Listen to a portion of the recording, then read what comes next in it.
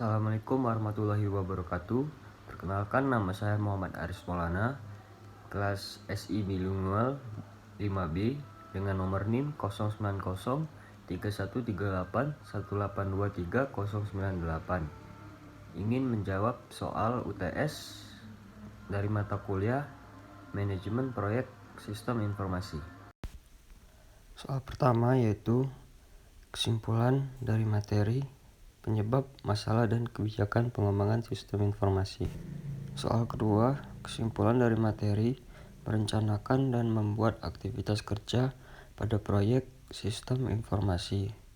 Yang ketiga, kesimpulan dari materi membuat estimasi atau perkiraan anggaran proyek sistem informasi. Kesatu, kesimpulan dari materi penyebab atau masalah dan kebijakan pengembangan sistem informasi.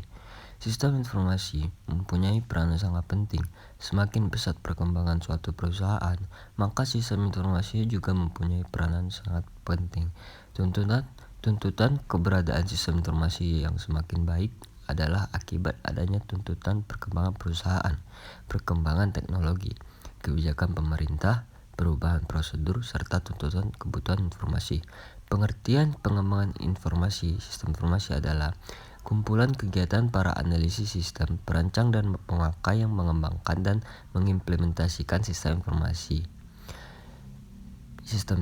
Tahapan kegiatan yang dilakukan selama pembangunan sistem informasi. Proses merencanakan, pengembangan dan mengembangkan dan mengimplementasikan sistem informasi dan menggunakan metode, teknik dan alat bantu pengembangan tertentu. Pengertian pengembangan sistem informasi. Kumpulan kegiatan para analisis sistem, perancang dan pemakai yang mengembangkan dan mengimplementasikan sistem informasi. Tahapan kegiatan yang dilakukan selama pembangunan sistem informasi. Proses merencanakan, mengembangkan dan mengimplementasikan sistem informasi dan menggunakan metode, teknik, alat bantu dan pengembangan tertentu. Pengembangan sistem informasi perlu dilakukan. Hal tersebut disebabkan oleh adanya permasalahan atau problems yang timbul di sistem yang lama. Untuk meraih kesempatan, adanya instruksi dari pimpinan atau adanya peraturan pemerintah, pengembangan sistem informasi dilakukan melalui beberapa tahap, di mana masing-masing langkah menghasilkan sesuatu yang lebih rinci dari tahapan sebelumnya. Tahap awal dari pengembangan sistem umumnya dimulai dengan mendeskripsikan kebutuhan pengguna dari sisi pendekatan sistem rencana strategi yang bersifat makro, diikuti dengan penjabaran rencana strategik dan kebutuhan organisasi jangka menengah dan jangka panjang. Metodologi pengembangan sistem. Metodologi pengembangan sistem adalah suatu proses pengembangan sistem yang formal dan presisi yang mendefinisikan serangkaian aktivitas, metode, best practice, dan tool yang terotomatisasi bagi para pengembang, manajer proyek dalam rangka mengembangkan dan merawat sebagian besar atau keseluruhan sistem informasi atau software. Mengapa perlu adanya pengembangan sistem informasi? Yang pertama, menjamin adanya konsistensi proses. Yang kedua, dapat diterapkan dalam berbagai jenis proyek. Yang ketiga, mengurangi resiko kesalahan dan pengambilan jalan pintas. Yang keempat, menuntut adanya dokumentasi yang konsisten yang harus bermanfaat bagi personal baru dalam tim proyek. 2. Kesimpulan dari materi merencanakan dan membuat aktivitas kerja pada proyek sistem informasi. Perencanaan adalah proses peletakan tujuan dan sasaran termasuk penyiapan segala sumber daya untuk mencapainya tujuan perencanaan. Yang pertama, memberi pegangan bagi pelaksanaan mengenai alokasi sumber daya untuk melaksanakan proyek. Yang kedua, sarana komunikasi bagi semua pihak penyelenggara proyek. Yang ketiga, dasar pengaturan alokasi sumber daya. Jenis perencanaan proyek ada dua, yaitu perencanaan strategis dan perencanaan operasional. Banyak kesalahan terjadi dalam mengelola sebuah proyek yang menyebabkan sering menjadi hambatan. Hambatan yang mungkin terjadi adalah yang pertama, komunikasi yang tidak baik. atau disebut dengan poor communication. Yang kedua, persetujuan yang tidak jelas atau disebut dengan disagreement. Yang ketiga, kesalahpahaman. Yang keempat, suasana yang tidak mendukung. Yang keempat, pemogongan kerja. Yang kelima, konflik pribadi. Yang keenam, manajemen yang tidak baik. Yang ketujuh, definisi sasaran dan tujuan tidak jelas atau disebut dengan poor defined goals and objective. Manajer proyek yang baik tidak menghindari semua risiko, tetapi menyiapkan proses dan prosedur terstandar untuk berusaha mencegah risiko yang mungkin terjadi seperti yang pertama, keterlambatan penyelesaian proyek, pembengkakan anggaran atau keinginan konsumen yang tidak terpenuhi. Yang kedua, tidak konsisten antara proses dan prosedur yang digunakan manajer proyek.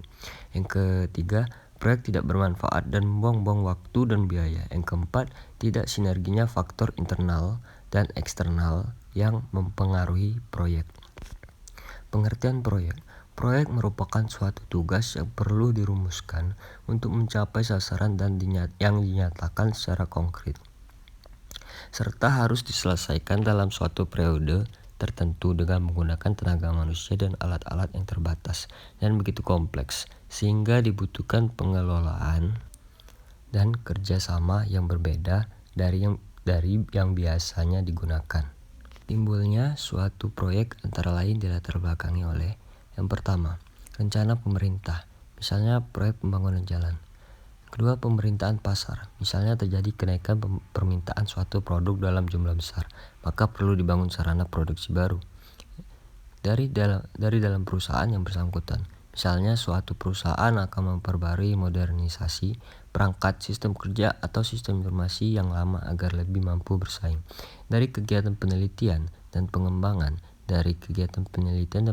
diperkirakan dapat dihasilkan produk baru yang banyak bermanfaat dari peminatnya, sehingga dibangun fasilitas produksinya. Manfaat manajemen proyek. Yang pertama, mengidentifikasikan fungsi tanggung jawab. Yang kedua, meminimalkan tuntutan pelaporan rutin. Yang ketiga, mengidentifikasikan batas waktu untuk penjadwalan. Yang keempat, mengidentifikasikan metode analisa peramalan. Yang keempat, mengukur prestasi terhadap rencana. Yang kelima, mengidentifikasikan masalah dini dan tindakan perbaikan. Yang keenam, meningkatkan kemampuan estimasi untuk rencana.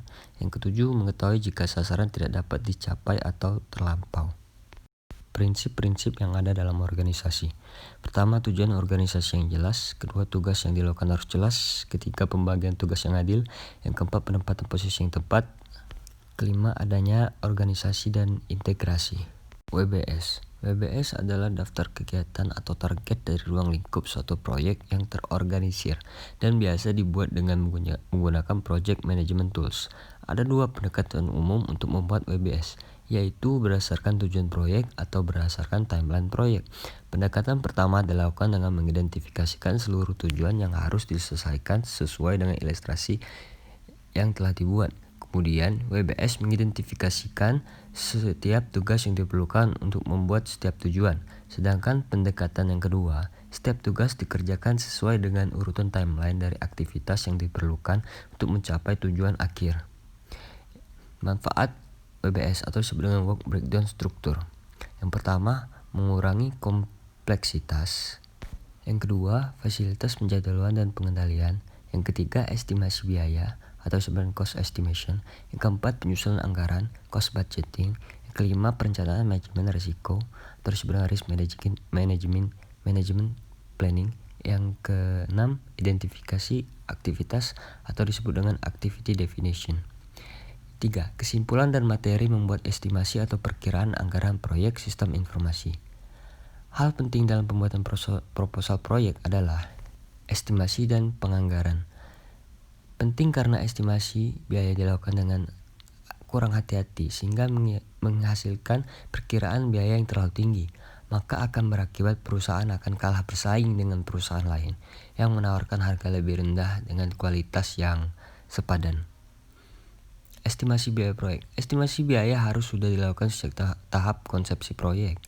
Dengan demikian, perkiraan biaya proyek dapat dilakukan dengan baik, sehingga menghasilkan estimasi biaya yang akurat.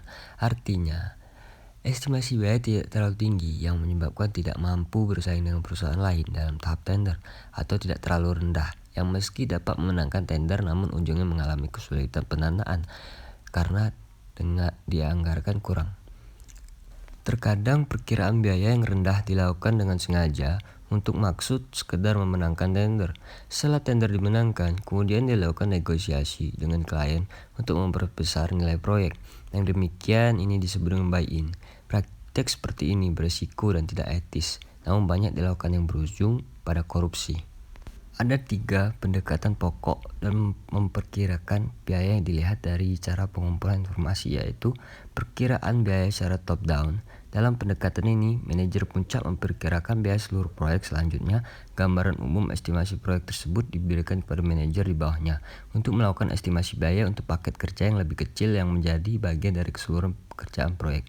Hal ini dilakukan sampai pada level manajer, tingkat paling bawah. Batasan estimasi biaya untuk manajer tingkat lebih bawah adalah bahwa mereka tidak bisa mengusulkan estimasi biaya yang lebih besar dari yang sudah diperkirakan oleh manajer di atasnya. Perkiraan biaya secara bottom up. Pada pendekatan ini, pertama-tama yang dilakukan adalah merinci pekerjaan proyek menjadi pekerjaan-pekerjaan yang lebih detail. Selanjutnya, orang-orang yang terlibat dalam pekerjaan paket kerja diminta pendapatnya mengenai biaya yang dibutuhkan dan waktu untuk menyelesaikan suatu paket pekerjaan. Pendekatan bottom up ini jarang digunakan karena risikan dari sudut pandang manajer puncak. Ada kecenderungan kurang kepercayaan manajer puncak terhadap bawahannya yang mungkin akan melebih-lebihkan atau disebut dengan markup perkiraan biaya yang diperlukan untuk menjamin keberhasilan di departemennya masing-masing. Kombinasi top down dan bottom up. Pendekatan ini merupakan pendekatan yang banyak digunakan dalam mengestimasikan biaya. Pada pendekatan ini, manajer tingkat atas mengundang bawahannya untuk mengajukan usulan perkiraan biaya pekerjaan. Selanjutnya, bawahannya tersebut menyampaikan permintaan manajer tingkat atas tersebut ke tingkat yang lebih bawah melalui departemen, divisi, dan seksi sampai ke subseksi. Usulan dari bawah tersebut selanjutnya dikumpulkan. Saat diminta usulan perkiraan biaya, maka catatan dari manajer puncak telah menjadi pertimbangan. Pembekakan biaya. Dalam banyak hal, semakin besar ukuran proyek, maka semakin besar pula potensi terjadi perkembangan biaya. Berikut beberapa penyebab terjadi pembekakan biaya. Pertama, informasi kurang akurat. Yang kedua, perubahan desain. Yang ketiga, faktor sesuai ekonomi. Yang keempat, jenis kontrak proyek. Elemen-elemen anggaran biaya proyek. Yang pertama, biaya tenaga kerja langsung.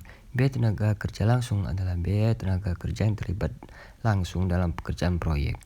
Yang kedua, biaya tenaga kerja tidak langsung. Biaya tenaga kerja tidak langsung adalah biaya total dari biaya tenaga kerja yang tidak langsung terkait dengan pekerjaan proyek. Yang ketiga, biaya overhead dan administrasi dan umum.